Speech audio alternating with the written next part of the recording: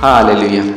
सभी को मेरी ओर से जय मसीह की यीशु साहब। आज की सुबह की प्रार्थना में हम आप लोगों को बहुत तेज से स्वागत करते हैं। धन्यवाद देते हैं कि आपने हमारे YouTube चैनल को लाइक और सब्सक्राइब किए हैं। इसके लिए बहुत बहुत धन्यवाद करते हैं। सचमुच में अगर आप पहली बार हमारी प्रार्थना में जुड़े हुए हैं तो ज़रूर हमारे YouTube चैनल को लाइक और सब्सक्राइब करें और परमेश्वर का जो जीवित वचन आपका जीवन में काम करने पाए।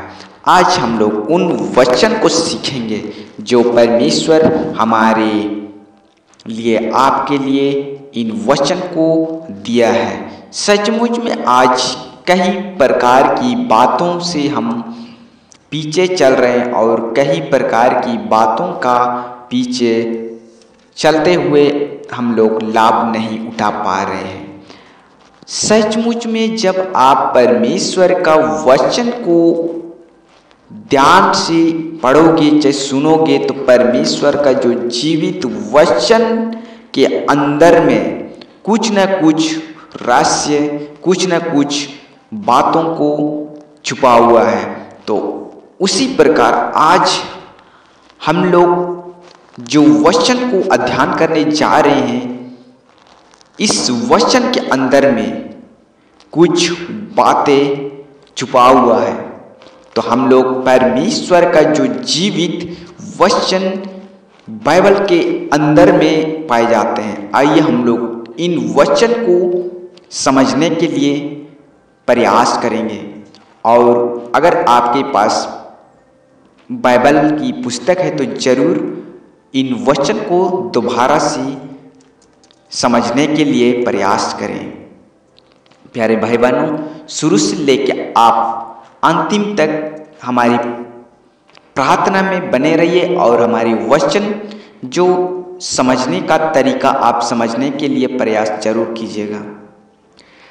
सचमुच में परमेश्वर का जो जीवित वचन यहाँ पर बाइबल के अंदर में हम लोग पाए जाते हैं। पहला शमूएल उसका 12 अध्याय पद संख्या 21 वचन को हम लोग अध्ययन करेंगे। यहाँ पर परमेश्वर का जो जीवित वचन इस प्रकार से कहती है। आइए हम लोग वचन की ओर ध्यान देंगे।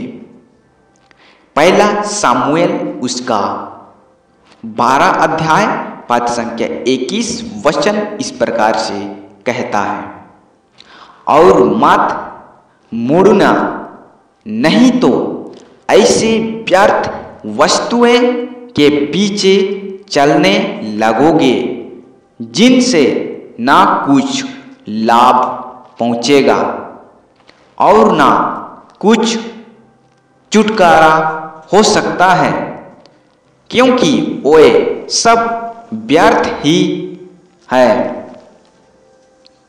आमीन। यहाँ तक परमेश्वर का जो वचन यहाँ पर हम लोग पाए जाते हैं, शमूएल के द्वारा से हम लोग इन वचन के अंदर में हम लोग पाए जाते हैं। अगर हम लोग इन वचन को समझना चाहेंगे तो बहुत ही लंबा अध्ययन करना होगा। तो हम लोग शॉर्ट में इन वचन को हम लोग समझेंगे। सचमुच में यहाँ पर हमारे जीवन और आपके जीवन के साथ संबंध बना हुआ है। तो यहाँ पर परमेश्वर का जो जीवित वचन कहता है, और मत मुड़ना। जब आप परमेश्वर का वचन पर चलने सीखोगे, चाहे चलने लागोगे, तो आप फिर से पहला का जीवन नहीं जीना है। आपका जीवन में आप नए जीवन बन चुका है, नए आत्मा आपका जीवन में बन चुका है। तो आप फिर से पीछे ना मुड़े कि पहले का जीवन की तरह ना चले, क्योंकि परमेश्वर का जो जीवित वचन कहता है, मत मुड़ना, नहीं तो ऐसे व्यर्थ वस्तुओं के पीछे चलोगे।